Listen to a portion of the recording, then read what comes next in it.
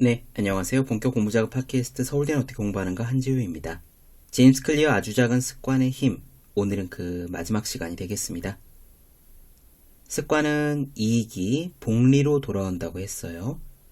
처음에 시작할 때는 이게 뭐 큰 이익이냐 싶지만 계속 하다 보면 중요한 성과들이 오지요. 예전에 제가 가수 인순이 씨의 콘서트를 본 적이 있었는데 그런 이야기가 나왔습니다. 처음에는 열심히 노력해도 노력한 것만큼 얻지 못하는 것 같더니 나중에는요, 노력하는 것 이상으로 과분한 사랑이 돌아오더라. 그래서 결국 길게 보면 세상은 공평한 것 같다. 아마 습관에 있어서도 비슷한 이야기를 할 수 있을 것 같습니다. 매일 같은 행동을 꾸준히 하면 어마어마한 결과가 나중에 한꺼번에 쏟아지지요. 이것은 일종의 인과응보일 겁니다. 인과의 힘을 믿으면 성과가 나지 않는다고 초조해질 이유가 없잖아요. 우리는 특히 처음에 초조해지기가 쉬워요. 당장 가시적인 결과가 안 나오면 말이에요. 사람은 미래 보상보다 현재 보상을 원하도록 진화된 존재라고 말씀을 드렸지 않습니까? 저는 이 인과를 확실하게 믿고 있고 그 덕분에 블로그에 몇 년 동안 200편이 넘는 에세이를 쓰면서도 한 번도 조급해 본 적이 정말로 없습니다. 이 정도 썼으면 책으로 묶어야 하는데, 뭔가 보상이 와야 하는데 라는 생각으로 답답해한 적이 없어요. 그러니까 멈추지 않고 200편이 넘는 글을 혼자서 꾸역꾸역 쓸 수 있었고, 그렇게 계속 쓰다 보니 글 쓰는 힘은 점점 붙었습니다. 그리고 글 쓰는 힘이 늘다 보니까 이렇게 결국 블로그의 글들을 바탕으로 에세이집도 내게 되었죠. 아주 오래오래 꾸준히 노력을 하면 어마어마하게 성공할 수도 있습니다. 문제는 어떻게 노력을 꾸준히 오래 하느냐예요. 제임스 클리어가 마지막으로 조언하는 것은 꾸준히 오래 노력하는 방법입니다. 비결이 뭘까요?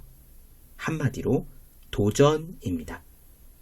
같은 수준의 노력을 기울이면 사람은 금세 지루해집니다. 악기든 운동이든 처음에는 재미를 확 붙였다가 어느 정도 실력이 쌓인 뒤에는 시들해지는 경험 누구나 해보셨죠? 사람이 원래 그래요. 그 시들함을 이겨내기 위해서는 도전의 요소가 필요합니다. 내가 잘 못하는 수준에 도전하는 거예요. 오늘 도전에 대한 이야기를 마지막으로 들려드리면서 제임스 클리어 아주 작은 습관의 힘 마치겠습니다. 그가 오늘 이야기할 골디락스의 법칙은 우리가 이 방송에서 예전에 자세하게 다룬 다른 이름으로 바꾸어 말할 수 있을 겁니다. 바로 몰입입니다. 지금 시작할게요.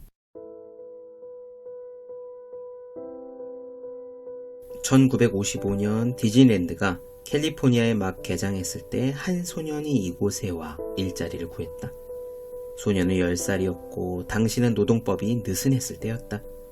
소년은 가까스로 여행 가이드 책을 판매하는 일을 맡았다. 한 권을 팔면 50센트가 그의 손에 쥐어졌다. 1년 만에 소년은 디즈니의 매직숍으로 일자리를 옮겼고 그곳에서 나이든 직원들에게 갖가지 마술을 배웠다. 그리고 공연 때 분위기를 돋구기 위해서 방문객들에게 농담을 건네는 등 간단한 일들을 하기 시작했다. 곧 소년은 자신이 마술 공연보다는 코미디 공연을 좋아한다는 걸 알게 되었고 코미디언이 되기로 했다. 소년은 로스앤젤레스의 작은 클럽에서 공연을 시작하며 10대 초반을 보냈다. 관객은 적고 공연은 짧았다. 5분 이상 무대 위에 있는 경우는 거의 없었다. 사람들 대부분은 술을 마시거나 친구와 수다를 떠느라 공연에 눈길을 줄 여유가 없었다. 어느 날 밤에는 텅 빈 공연장에서 스탠드업 코미디 공연을 하기도 했다. 화려한 일은 절대 아니었지만 확실히 그는 점점 더 능숙해지고 있었다. 처음에 했던 공연 레퍼토리들은 2분짜리거나 틈새 공연이었다. 그는 고등학생이 될 때까지 공연 소재를 늘려나갔고 그 중에는 5분짜리도 있었다. 몇 년이 지나자 10분짜리 공연을 만들었다. 그리고 19살이 되었을 때는 매주 한 번씩 20분짜리 공연을 했다.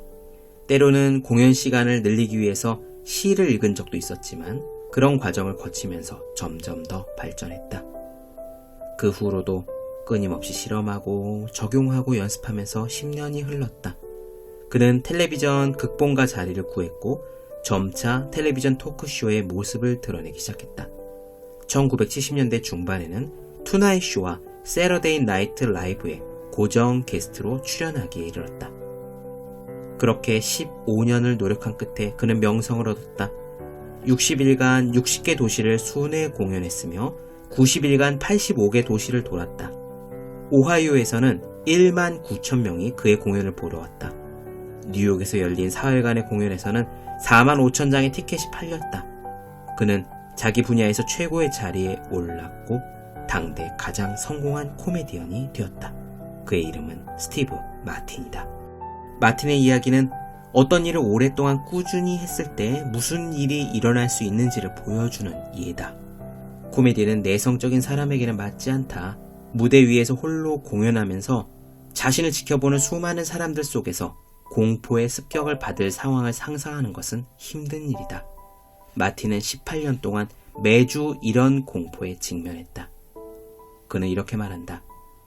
10년은 배우면서 보냈고 4년은 배운 것을 수련하면서 보냈고 다음 4년은 엄청난 성공을 누렸다. 우리들 대부분이 동기를 계속 유지하는 것조차 힘들어하는데 마틴 같은 사람들은 어떻게 계속 자신의 습관을 유지할 수 있었던 걸까? 어떻게 해야 습관을 잃지 않고 계속해서 할 수 있을까? 과학자들은 수년간 이 문제를 연구하고 있는데 그 중에서도 지속적으로 확인되는 내용 하나가 있다. 바로 동기를 유지하고 욕망을 최고로 달성하는 방법은 관리가 가능한 수준에서 어려운 일을 하는 것이라는 사실이다. 인간의 뇌는 사실 도전을 사랑한다. 너무 쉬워도 안 되고 너무 어려워도 안 된다. 자기와 비슷한 수준의 거에서 조금 더 어려운 일을 해야 자신을 완전히 내던질 수 있다. 이것이 바로 어렵지만 관리 가능한 수준의 도전, 즉 골디락스 법칙이다.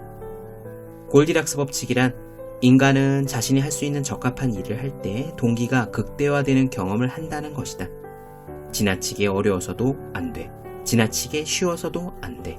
딱 들어맞아야 된다. 마틴의 코미디 인생은 이 골디락스 법칙을 실현한 훌륭한 예라고 할 수 있다. 매년 그는 자신의 코미디 레퍼토리를 늘려나갔는데 딱 1분이나 2분 정도씩만 늘렸다. 그는 늘 새로운 소재를 덧붙여 나갔지만 웃음을 확실히 끌어낼 수 있는 몇 가지 유머들은 그대로 유지했다. 무대에 설 동기를 계속 유지할 정도로 성공하되 일이 어렵다고 여겨질 만큼만 실수하는 것이다. 새로운 습관을 시작할 때는 그 습관을 가능한 한 쉽게 유지해야 한다. 그래야 상황이 완벽하지 않아도 그 습관을 계속해 나갈 수 있다. 하지만 일단 습관이 확립되면 작은 방법들을 이용해서 계속 나아가는 게 중요하다. 이런 작은 발전들과 새로운 도전들이 계속 그 일을 하게 해준다. 우리가 향상을 하기 위해서는 섬세한 균형이 요구된다. 동기가 유지될 만큼 과정이 계속 진행되는 동안 우리는 자신을 극단까지 몰아가는 도전을 규칙적으로 지속해야 한다. 어떤 행동이 계속해서 매력적이고 만족스러우려면 그 행동이 계속 새로운 느낌, 신선한 느낌을 줘야 한다. 다양성이 없고 맨날 똑같은 일만 하면 지루해진다. 그리고 어쩌면 지루함이 자기를 향상시키는 기나긴 과정에서 가장 최대의 적일지도 모른다.